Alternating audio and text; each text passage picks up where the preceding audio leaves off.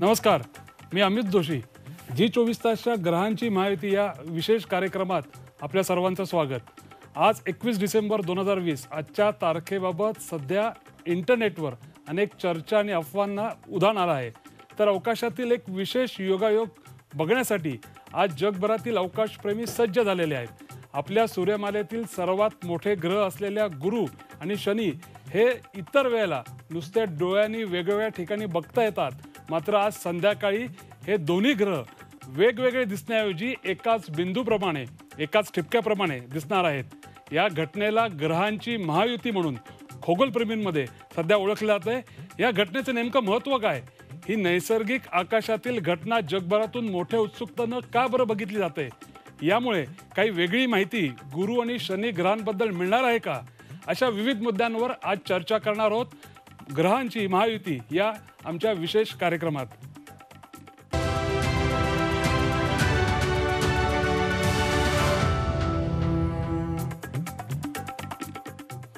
या विशेष कार्यक्रमामध्ये 3 पाहुणे आज या कार्यक्रमात सहभागी होत आहेत.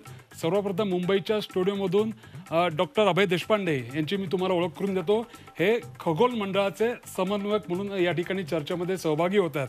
त्याचबरोबर नागपूर इथल्या रमण विज्ञान केंद्रातून महेंद्र वाघ हे अधिकारी आहेत, ते सुद्धा या कार्यक्रमात सहभागी झालेत. तर लोकांमध्ये जी काही चर्चा आहे अशा प्रकारच्या महायुतीमुळे की काही वेगळं, काही अभद्र काही घडेल का, त्याबद्दल सांगण्यासाठी आपल्याबरोबर ज्योतिष व वास्तुशास्त्र तज्ज्ञ वासुदेव सत्रे हे पुण्यावरून सहभागी होत आहेत. या तिन्ही पाहुण्यांचं मी सर्वप्रथम या कार्यक्रमात स्वागत करतो.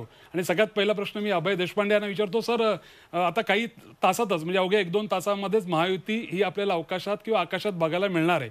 नेमकं ही महायुती महाराष्ट्रात जर का सर्वसामान्यांना बघायची असेल, अजूनही 2 तास आपल्या हातात आहेत. ज्यांना उत्सुकता आहे ते तर त्या ठिकाणी कदाचित पोचले पण असतील, पण ज्यांना आता उत्सुकता आहे त्यांनी कशा पद्धतीनं ही महायुती, आकाशातली महायुती, गुरु आणि शनी ग्रहांची महायुती कशा पद्धतीने बघावी, तुम्ही आपल्या जी 24 तासच्या प्रेक्षकांना काय सांगाल? अत्यंत सोपं आहे. ही महायुती बघण्यासाठी तुम्हाला खूप काही कष्ट करावे लागणार नाही आहेत. संध्याकाळी सूर्य मावळला की जिथे सूर्य मावळतो त्या पश्चिम दिशेला तुम्ही बघायचं आहे. आकाशामध्ये साधारणपणे हातभर उंचीवरती अतिशय तेजस्वी असा गुरु ग्रह पिवळ्या धमक रंगाचा एक तारा दिसतोय. तो गुरु ग्रह आहे, हा बघायचा आहे. आता त्याच्या जवळ असलेला शनी आज काही तुम्हाला दिसणार नाही आहे. ज्यांनी काल हा ग्रह बघितला असेल त्यांना त्याच्या बाजूला असलेला शनी नक्की दिसणार आहे. उद्या जर तुम्ही बघितलं तर त्याच्या बरोबर बाजूला असलेला शनी उद्याही दिसणार आहे. पण आज बघायचं असेल तर तुम्हाला गुरु ग्रह बघायचा आहे. आणि साधी द्विनेत्री किंवा जी कोणती छोटीशी दुर्बीण तुमच्याकडे असेल त्या दुर्बिणीतनं जर बघितलं तर तुम्हाला गुरु आणि शनी हे सहज वेगळे झालेले दिसणार आहे. कोणत्याही वेगळ्या साधनाची गरज लागणार नाही आहे. तुम्ही साध्या दुर्बिणीतनं, साधी द्विनेत्री जी असते त्याच्यातनं देखील हे गुरु आणि शनी वेगळे सहज बघू शकणार आहात. अर्थात ते जर तुमच्याकडे नसेल तर मात्र तुम्हाला इंटरनेटवर जाऊन लाईव्ह स्ट्रीमिंग अनेक ठिकाणी केलं जात आहे. संध्याकाळी दूरदर्शनवरनं, चॅनल्सवरनं, झीवरनं देखील अशा प्रकारचं लाईव्ह स्ट्रीमिंग दिसणारच आहे. तर तुम्हाला ही युती आकाशात प्रत्यक्ष बघता नाही आली तर इंटरनेटच्या माध्यमातून तुम्ही बघू शकणार आहात. मी नागपूरकडे महेंद्र वाघ सरांकडे जातो आणि त्यांना विचारतोय की मुळातच हे सगळं का पाहावं? कारण आकाशात तर आपण मंगळ ग्रह असेल किंवा इतर तारे असतील किंवा अगदी आपला नेहमीचा चंद्र असेल, हे तर नेहमी दिसत असतात. मग या महायुतीमध्ये विशेष असं काय ठेवलंय की जे सर्वसामान्यांनी बघितलं पाहिजे किंवा ज्यासाठी जगभरातील खगोलप्रेमी आज त्यांच्या दुर्बिणी आज या गुरु आणि शनी ग्रहाकडे करणार आहेत? नेमकं आजच्या या ग्रहांच्या महायुतीमध्ये नेमकं काय बघायला मिळणार आहे? काय नेमकं त्याचं वैशिष्ट्य आहे? तुम्ही काय सांगाल?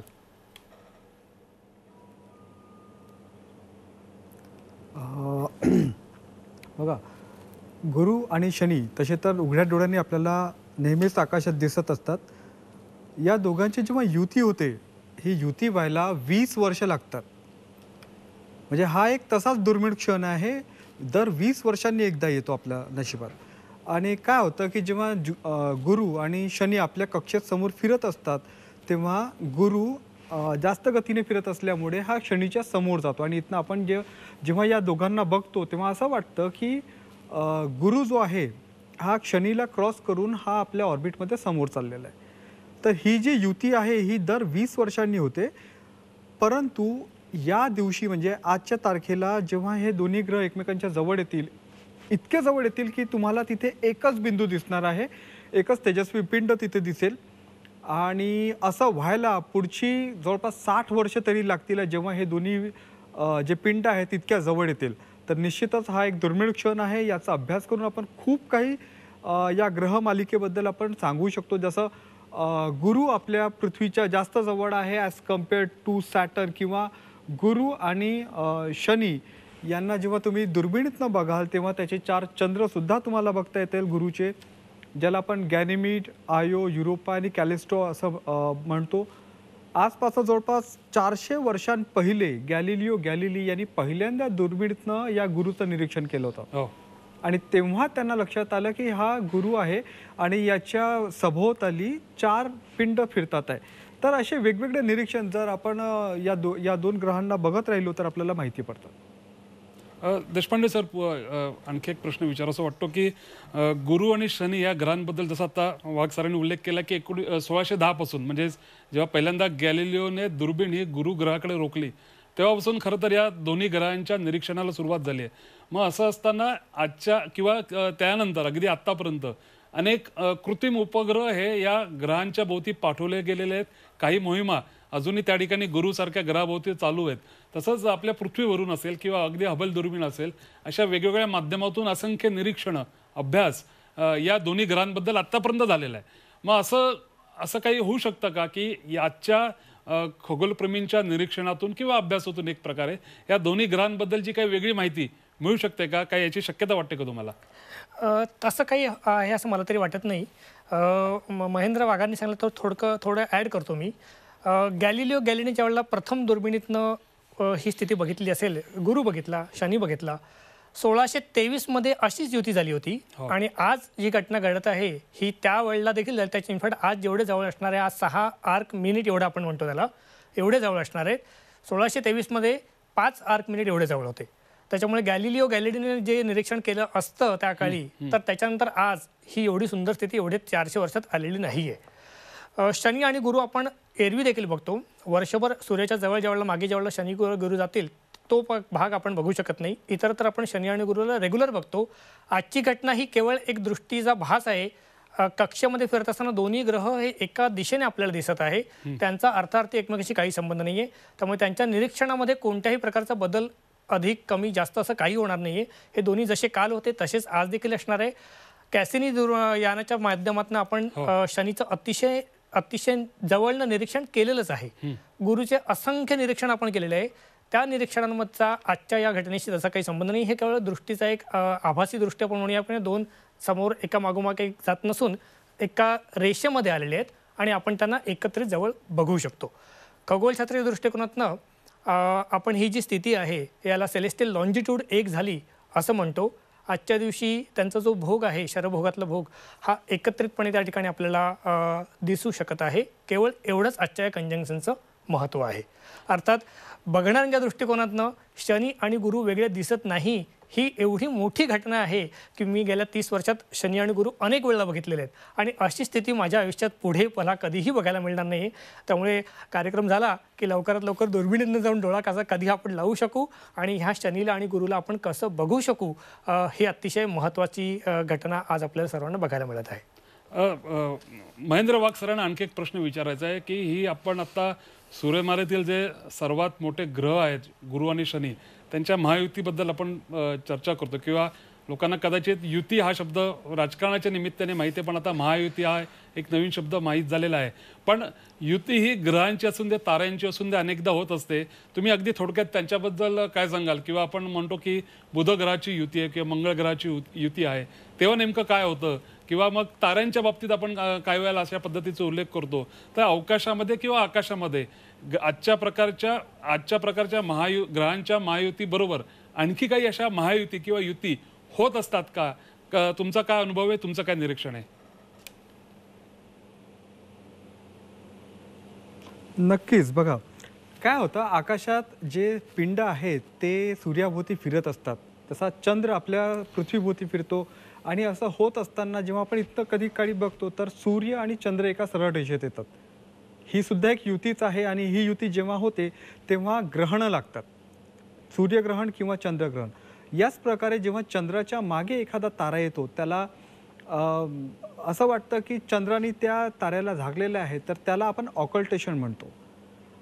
किंवा दोन छोटे छोटे जे पिंड आहेत, जसं आता हा गुरु आणि शनी हे दोन जेव्हा एकमेकांच्या जवळ येतात तेव्हा त्याला आपण कंजंक्शन असं म्हणतो. तर अशा ज्या युती आहेत त्या विविध पिंडांच्या होतच असतात नेहमी. महत्त्वाचं म्हणजे जेव्हा हे दोन पिंड एकमेकांच्या जवळ येतात असं असं सांगितलं जातं की दोन जे पिंड आहेत गुरु आणि शनी एकमेकांच्या जवळ येतात, पण वास्तविकता असं नाही आहे. ते आपल्या ऑर्बिटमध्ये वेगवेगळ्या ऑर्बिटमध्ये ते सूर्याभोवती फिरतात आणि त्यांच्यामध्ये करोडो किलोमीटरचं अंतर आहे.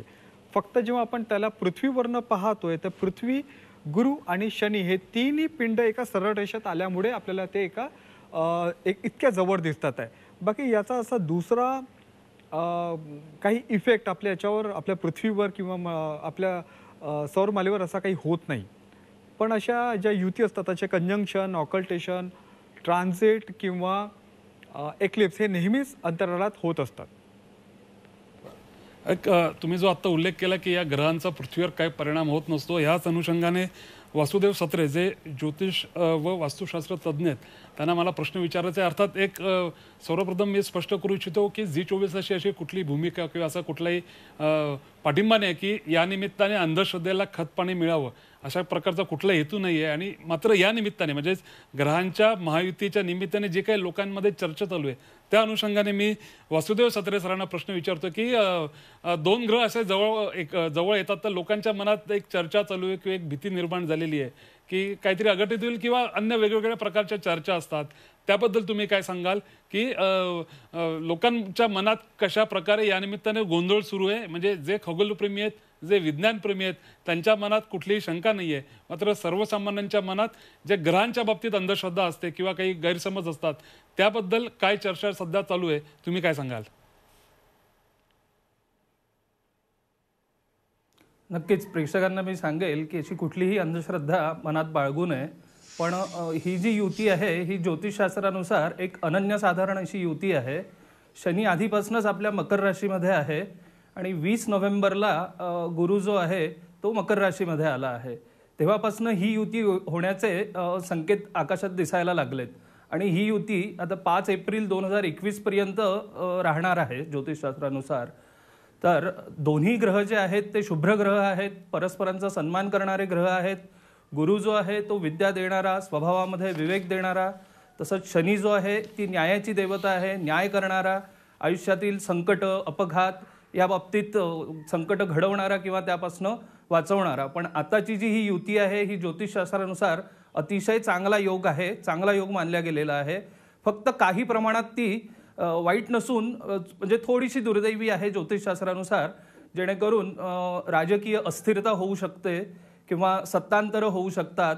आणि आत्ता जी सध्या आंदोलनं चालू आहेत ही आंदोलनं किंवा हिंसा या प्रमाणात थोड्या प्रमाणात यात वाढ होऊ शकते. या उलट ही जी युती आहे ही विद्यार्थ्यांसाठी अतिशय चांगली. या कोरोना काळामध्ये विद्यार्थ्यांचं जे काही नुकसान झालं आहे ते संपूर्ण नुकसान ही युती भरून काढेल आणि विद्यार्थ्यांना अजून पुढे काही शिक्षणाबद्दल काही निर्णय घ्यायचे असेल तर ही युती नक्कीच विद्यार्थ्यांना खूप चांगले निर्णय देईल. आणि सोबतच ज्या ज्या लोकांना शनीची 7.5 सुरू आहे किंवा शनीची महादशा किंवा पत्रिकेमध्ये शनी नीचेचा असेल तर अशा लोकांसाठी तर ही युती म्हणजे शनी भगवानांनी दिलेला बोनस पिरियड आहे. त्यांनी होईल तेवढी शनीची उपासना करावी, शनीचा जप करावा, शनी चालिसा किंवा शनी स्तोत्र जे आहे ते घरात बसून वाचलं तरी चालेल, मंदिरात जाऊन वाचलं तर अतिशय उत्तम. पण असं काही खूप घाबरण्यासारखी किंवा काय अजिबात अशी ही युती नाही. बरं, आणखी काही 1-2 प्रश्नांवर आपल्याला चर्चा करायची आहे. ब्रेकची वेळ झाली आहे. ग्रहांच्या महायुतीमध्ये आम्ही थोडा वेळ इथेच थांबतोय. एका ब्रेक नंतर पुन्हा एकदा याच कार्यक्रमात आपण भेटूया. कार्यक्रम सुरू आहे ग्रहांची महायुती.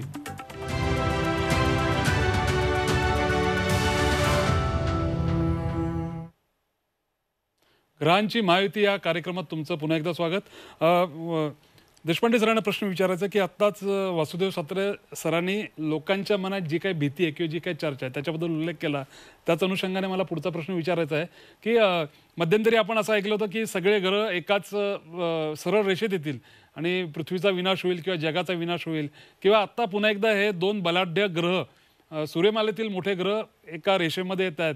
तेव्हा जी काही शंका, जी काही चर्चा, जी काही अंधश्रद्धा किंवा जे काही गैरसमज हे लोकांच्या मनात आहेत त्यांना तुम्ही एक हौशी खगोलशास्त्राचे अभ्यासक म्हणून तुम्ही काय उत्तर द्याल?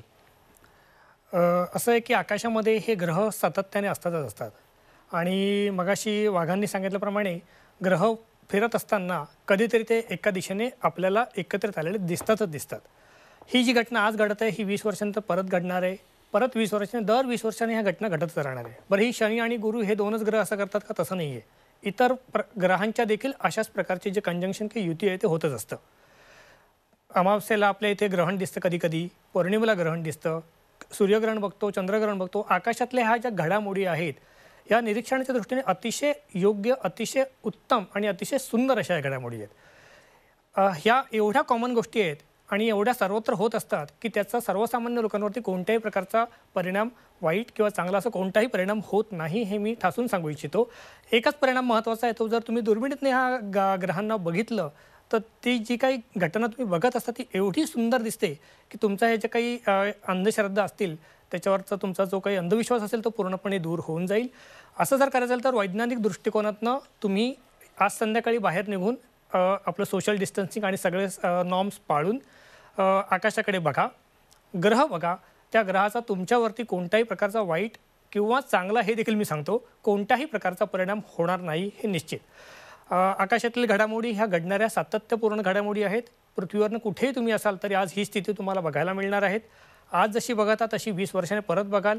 2080 जे लोक असतील त्यांनाही बघायला मिळेल आणि तेवढीच सुंदर बघायला मिळेल.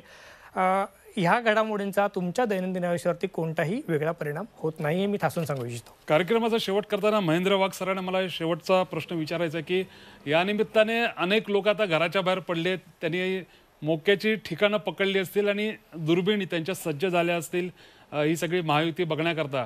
या निमित्ताने सर्वसामान्यांमध्ये अशा प्रकारच्या गोष्टींमध्ये एक उत्सुकता निर्माण होणं साहजिकच आहे आणि आता उत्सुकता निर्माण होण्याची एक चांगली संधी या ग्रहांच्या महायुतीमुळे मिळालेली आहे. तुम्ही सर्वसामान्यांना काय सांगाल की एक खगोलशास्त्र असेल किंवा आकाशाचा अभ्यास करणारी ही गोष्ट असेल, याच्यामध्ये किती संधी या पुढच्या काळात खास करून लहान मुलांना असतील किंवा तरुणांना असतील या पुढच्या काळात आहेत? म्हणजे एक नोकरीच्या निमित्ताने असेल किंवा हौशी म्हणून तिथे काम करणं असेल किंवा एक अभ्यास करणं असेल, काय सांगाल कशा प्रकारच्या संधी या ग्रहांच्या महायुतीच्या निमित्ताने हा जो विषय चर्चेला जातोय लोकांपुढे तुम्ही कशा प्रकारे संधी उपलब्ध आहेत, काय सांगाल तुम्ही?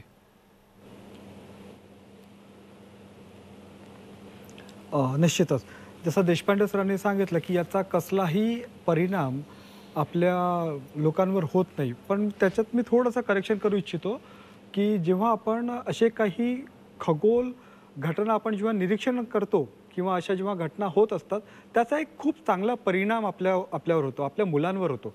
ते म्हणजे त्यांना या गोष्टींची आवड त्यांच्या मनात निर्माण होते आणि ती आवड निर्माण करण्यासाठी रमण विज्ञान केंद्रात आम्ही नेहमीच प्रयत्नशील असतो.